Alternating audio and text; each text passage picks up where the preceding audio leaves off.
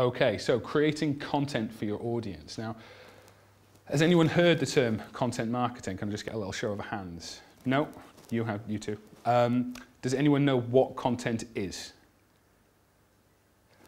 This is the thing. Content is anything. It could be anything at all.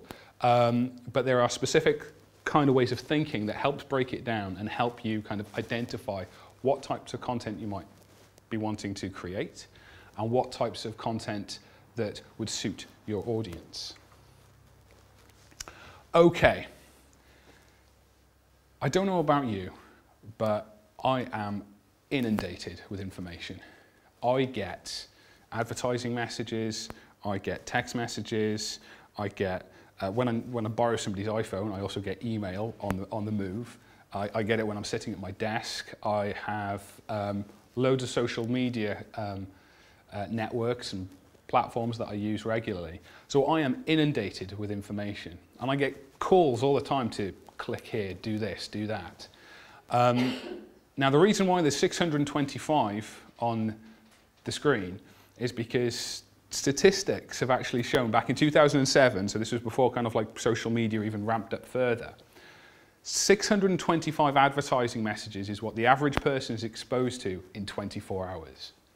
That is a lot. And that doesn't include information, just pure information that people might need to take in.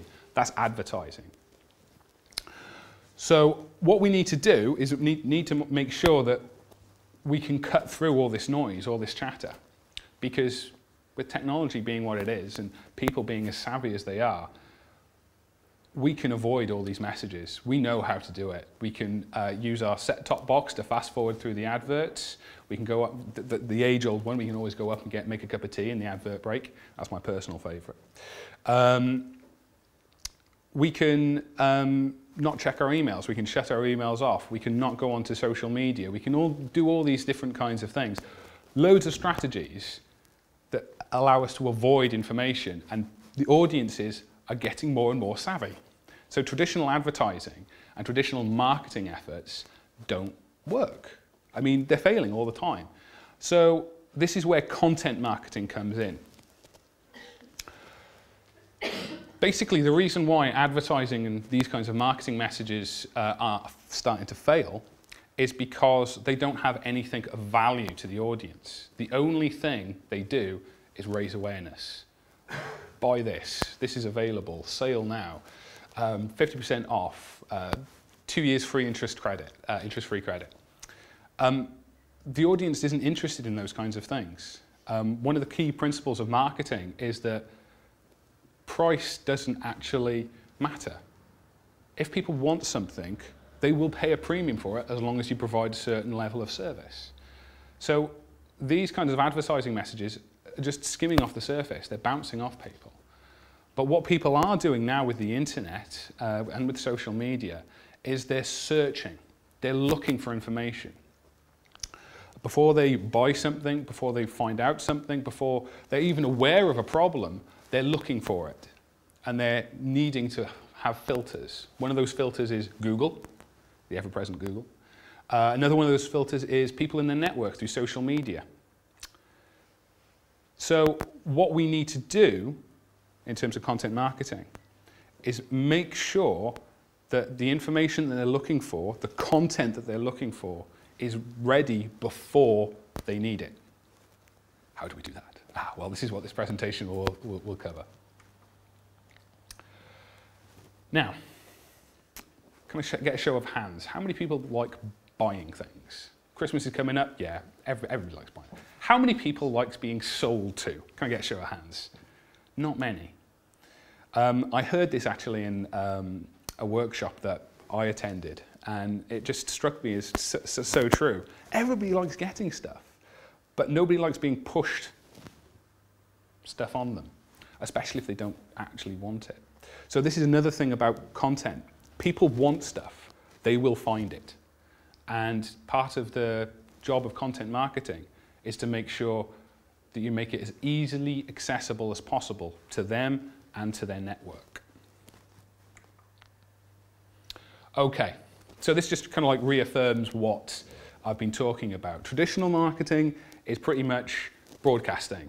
It's you will sit there and you will take all my messages and hopefully some of it will stick. Content marketing is about a conversation. It's about we understand what you want and we will provide it to you, and then we'll actually talk about it. We'll actually engage with you. Try and make you more active, not so passive, because people are becoming more active. I mean, I think last year was the first year that young people actually spent more time online than they did watching TV. I am a product of the TV generation, so that's quite scary for me. Okay, has anyone heard the phrase, content is king? Yeah, do you know what it means?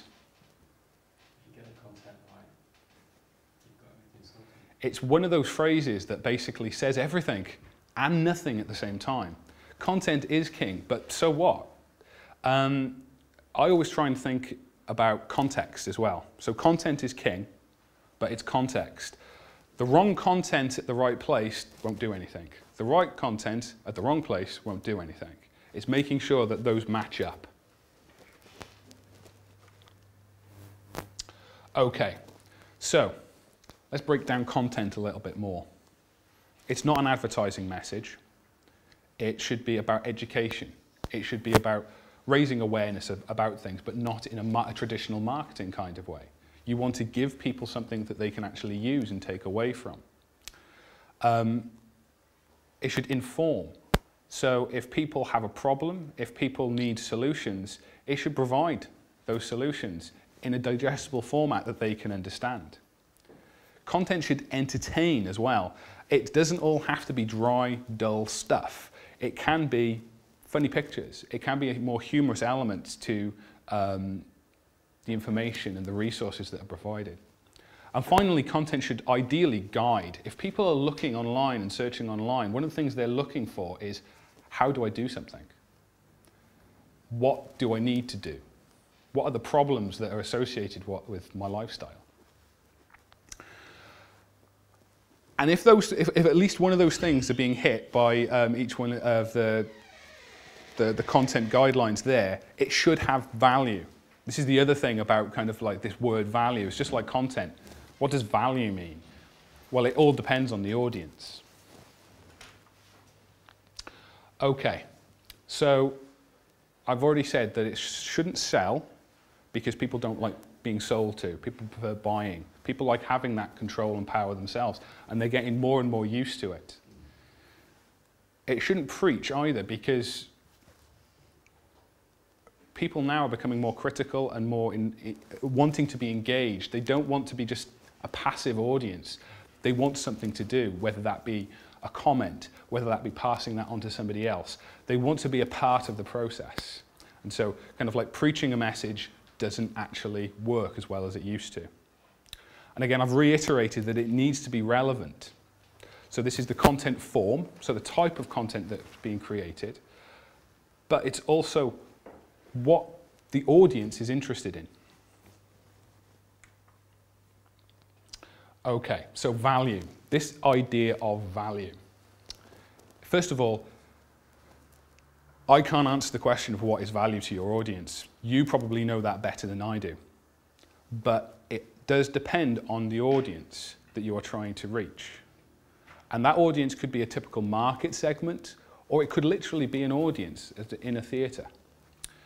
But value is what people want when they need it. People are becoming more and more demanding.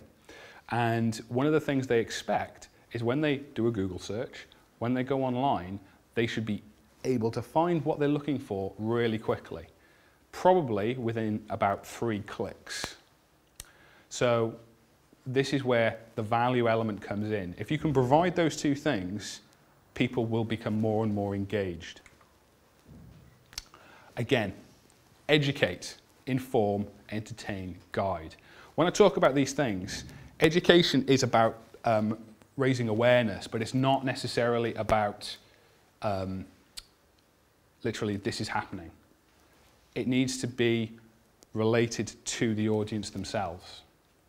You need to almost educate them about their questions that they're asking. So, okay, you're asking this question because you might not be aware of this.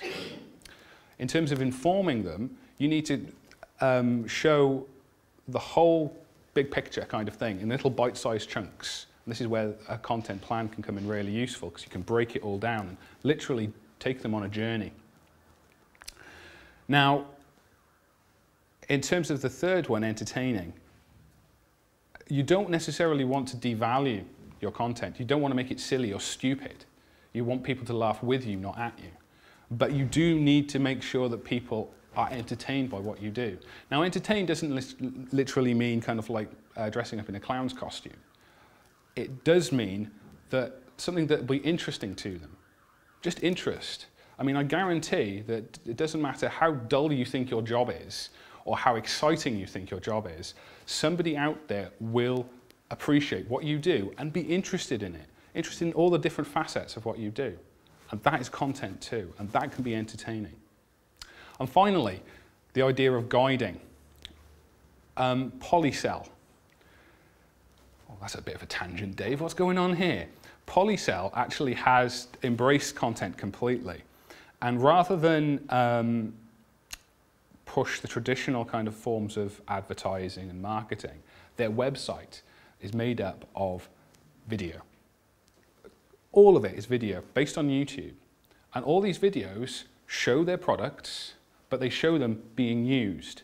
So once somebody buys something, they're not left on their own.